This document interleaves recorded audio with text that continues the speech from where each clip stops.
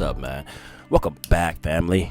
Welcome back, Kingdom Builders, Road Trippers, Akeem and Akatim, brothers and sisters, mothers, fathers, aunties and uncles, grandmas and grandpas, man. Shalom, shalom. Peace and blessings to each and every single one of you, your homes, your dwelling places, your children, loved ones, friends, and your pets, man. Little fur nuggets, little fur nagas, little fur nuggets. That's right, man. All praise to the Most High, man. All praise to you, the Most High, Abba Yahweh, man. Glory to Yahweh Shai and honors to the Ruach HaKodesh. And my love and my respect goes out to each and every single one of you, road trippers, kingdom builders. Hallelujah, man. That's right. That's right, man. What's up? That's right. Glad to have you back. Really, really happy to have you back. It's good to see each and every single one of y'all, man. Every single time I see y'all, makes me smile. And I'm not trying to be sentimental, but I'm just being honest, man. I'm just being honest, all right? So here we are, all right? We're dipped in, washed up, man. Look, bathed in water, bathed in fire. We're about to get these scrolls, okay? So we're back here in the book of Judith, and we're looking at chapter 10, all right? It's a long one. So it's a long one. But, there's only 16 chapters on this. Yeah. All right, man. Let's go ahead and punch through, man. Let's get some of this work, all right? Let's get chapter 10, and then we'll see how we feel, and then we'll just go off of that, all right? Sound good?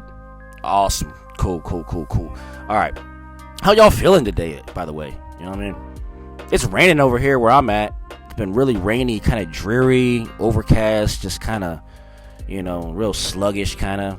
But you know what? That's a perfect kind of day to read scripture, right? Perfect day to read scripture. Can't be outside, can't be out doing a bunch of stuff. Why do you want to be out in the rain? Stay inside where it's warm, cozy, with a nice book. You know what I'm saying? Get some food. Yeah, and read this book, man. It's perfect. It's perfect. Worked out great for me. So, anyway, no further ado. We're going to go ahead and get this. So, chapter 10, Judith. Let's begin.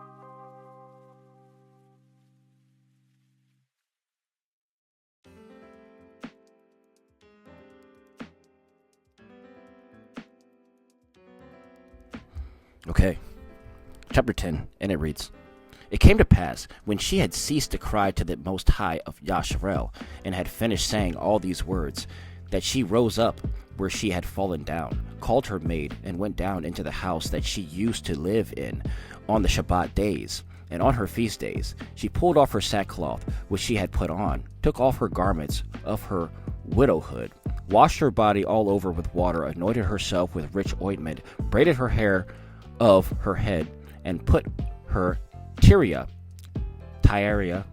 upon it.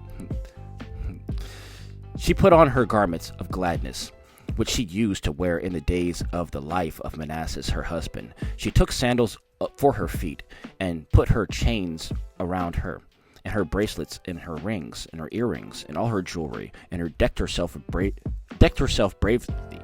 and deceived the eyes of all men who would see her. She gave her maid a leather container of wine and a flask of oil, and filled a bag with parched corn, lumps of figs, and fine bread. She packed all her vessels together and laid them upon her. They went out to the gate of the city of Bethulia, and found Ozias and the elders of the city, Chabris and Charmis, standing by it. But when they saw her, that her countenance was altered, and her apparel was changed, they wondered at her beauty very exceedingly, and said to her, May the Most High of our fathers give you favor, and accomplish your purposes, to the glory of the children of Yasharel, and to the exaltation of Jerusalem. Then she worshipped Elohim Yahweh, and said to them, Command that they open the gate of the city for me, and I will go out and accomplish the things you spoke with me about. And they commanded the young men to open to her, and she had spoken, and they did so. Then Judith went out, she and her handmaid with her. The men of the city watched her until she had gone down the mountain, until she had passed the valley, and they could see her no more. They went straight onward in the valley. The watch of the Assyrians met her, and they took her and asked her, Of what people are you? What are you come from? Where are you come from? Where are you going? She said, I am a daughter of the Hebrews. I am fleeing away from their presence. because they are about to be given you to be consumed. I am coming into the presence of Holofernes, the chief captain of your army, to declare words of truth. I will show him a way that he can go and win all the hill country, and there will not be lacking his men one person nor one life. Now when the men heard her words and considered her countenance, the beauty thereof was exceedingly marvelous in their eyes. They said to her, You have saved your life, in that you have hurried to come down to the presence of our master. Now come to his tent. Some of us will guide you until they deliver you into his hands. But when you stand before him, don't be afraid in your heart, but declare to him according to your words, and he will treat you well. They chose out of them 100 men and appointed them to accompany her and her maid, and they brought them to the tent of Holofernes. And there was an excitement throughout all the camp, for her coming was reported among the tents. They came and surrounded her as she stood outside Holofernes' tent, until they told him about her. They marveled at her beauty, and marveled at the children of Yasharel because of her. Each one said to his neighbor, Who would despise this people, that have among them such women? For it is not good that one man of them be left, saying that if they are let go, they will be able to deceive the whole earth. Those who lay near Holofernes and all his servants went out and brought her into the tent. And Holofernes was resting upon his bed under his canopy, which was woven with purple gold, emeralds, and precious stones.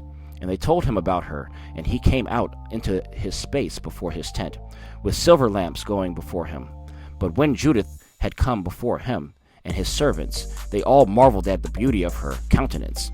She fell down upon her face and bowed down to him, but his servants raised her up. And that's the end of chapter 10. All right, we're not done.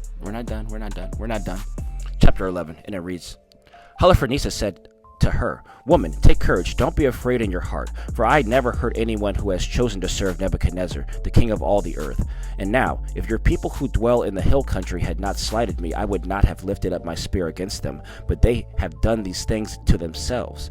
And now, tell me why you fled from them and came to us, for you have come to save yourself. Take courage, you will live tonight and hereafter. For there is no one that will wrong you, but will all treat you well, as it is done the servants of King Nebuchadnezzar, my Adon. And Judith said to him, Receive the words of your servant, and let your handmaid speak in your presence, and I will declare no lie to my Adon this night. If you will follow the words of your handmaid, Yahweh will bring the thing that pass perfectly with you, and my Adon will not fail to accomplish his purpose. As Nebuchadnezzar, king of all this earth, lives, and as his power lives, who has sent you for as the preservation of every living thing? Not only do man serve him by you, but also the beasts of the field and the cattle, and the birds of the sky will live through your strength in the time of Nebuchadnezzar and of all his house. For we have heard of your wisdom and the subtle plans of your soul. It has been reported in all the earth that you only are brave in all the kingdom, mighty in knowledge and wonderful in feats of war. Verse 9. And now, as concerning the matter which Achior spoke in your council, we have heard his words, for the men of Bethulia saved him, and he declared to them all that he had spoken before you. Therefore, O Adon and Master, don't neglect his words, but lay it up in your heart, for it is true. For our race will not be punished, neither will the sword prevail against them, unless they sin against their Elohim. And now, that my Adon not be defeated and frustrate of his purpose, and that death may fall upon them, their sin has overtaken them, with which they will provoke their Elohim to anger whenever they do wickedness. Since their food faileth them, and all their water was scant, they took counsel to lay hands upon their cattle, and determined to consume all those things which the Most High charged them by his laws, and that they should not eat. They are resolved to spend the first fruits of the corn, and the tenths of the wine and the oil, which they had sanctified and reserved for the priest who had stand before the face of our Elohim in Jerusalem, which things it is not fitting for any of the people so much as to touch with their hands. They have sent some to Jerusalem, because they also that dwell there have done this thing, to bring them permission from the council of elders. It will be, when word comes to them that they do it, they will be given to you to be destroyed the same day. Therefore, I, your servant, knowing all this, fled away from their presence. Yahweh sent me to work things with you, at which all the earth will be astonished, even as many as hear it. For your servant is religious and serves the Elohim of heaven day and night. Now, my Adonai, I will stay with you, and your servant will go out by night into the valley, Salake. I will pray to Elohim, and he will tell me when they have committed their sins. Then I will come and show it to also unto you. Then you will go out with all your army, and there will be none of them that will resist you. And I will lead you through the midst of Judea until you come to Jerusalem. I will set your seat in the midst of it. You will drive them as sheep, and have no shepherd. They have no shepherd, and a dog will not so much as open his mouth before you. For these things were told me according to my foreknowledge, and were declared to me, and I was sent to tell you. Her words were pleasing in the sight of Holoferneses and all his servants. They marveled at her wisdom and said, There is not such a woman from one end of the earth to the other end for beauty of face and wisdom of words. Holoferneses said to her, Yahweh did well to send you before the people, that would be in our hands and destruction among those who slighted my Lord. And now you are beautiful in your countenance and wise in your words. If you will do as you have spoken, your Elohim will be my Elohim, and you will dwell in the house of King Nebuchadnezzar and will be renowned through the whole earth. And that's the end of chapter 11. All right. Yeah, that was the end of 11. I got time. You got time? You got time? I got time, man. All right. Let's get chapter 12 then. All right, what's up? Chapter 12, and it reads, He commanded that she should be brought in where his silver vessels were set, and asked that his servant should prepare some of his own meats for her, and that she should drink from his own wine. And Judith said, I will not eat of it, lest there be an occasion of stumbling, but provision will be made for me of the things that have come with me. And Holoferneses said to her, But if the things that are with you should fail, from where we will be able to give you more like it? For there is none of your race with us. And Judith said to him, As your soul lives, my Adon, your servant will not spend those things that are with me until the Most High works by my hand the things that he has determined. Then Holoferneses' servant brought her into the tent, and she slept until midnight. Then she rose up toward the morning watch, and sent to Holoferneses, saying, Let my Adon now command that they allow your servant to go out and pray. Holoferneses commanded his guards that they should not stop her. She stayed in the camp 3 days, and went out every night into the valley of Bethulia, and washed herself at the fountain of water in the camp. And when she came up, she implored the Most High Elohim of Yasharel to direct her way to raising up the children of his people. She came in clean and remained in the tent until she ate her food toward evening. It came to pass on the 4th day that Holoferneses made a feast for his own servants, only he called none of the officers to the banquet. And he said to Bogoas, the eunuch, who had charge over that he had, Go now and persuade this Hebrew woman who is with you that she is come to us, and eat and drink with us. For behold, it is a shame for our person if we will let such a woman go, not having had her company. For if we don't draw her ourselves, she will laugh us to scorn. Beogoas went from the presence of Holoferneses, and came in to her, and said, Let this fair lady not fear to come to my Adon, and to be honored in his presence, and to drink wine, and be merry with us, and to be made this day as one of the daughters of the children of Ashur, which wait in the house of Nebuchadnezzar. Judah said to him, Who am I, that I should contradict my Adonai? For whatever would be pleasing in his eyes, I will do speedily, and this will be my joy to the day of my death.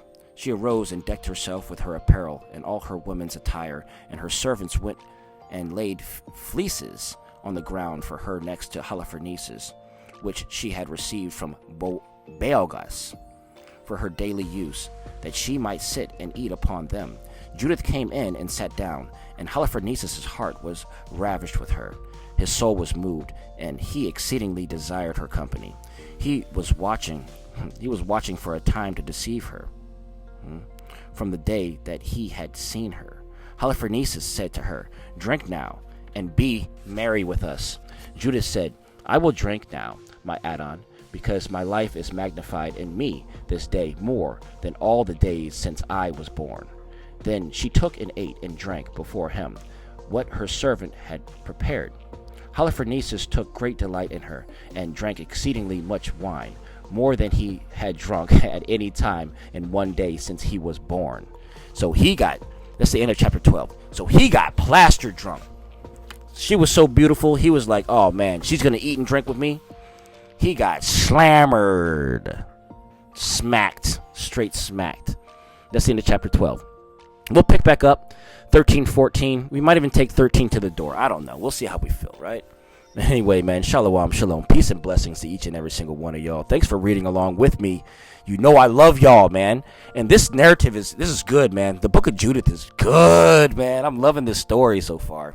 I hope you guys are enjoying it too. And I'm hoping I'm reading it properly so you guys are actually picking it up. You know, I don't want to ruin it because I stutter. You know what I mean? That's kind of ruins the whole narrative, right? Right?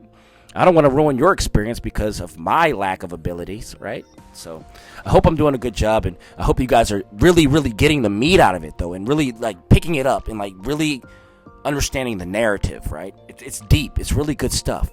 So anyway, we'll catch up on the next one, which will be chapter 13. It's going to be chapter 13 of Judith. Yeah, we'll check that out in about an hour or so. Grab some lunch.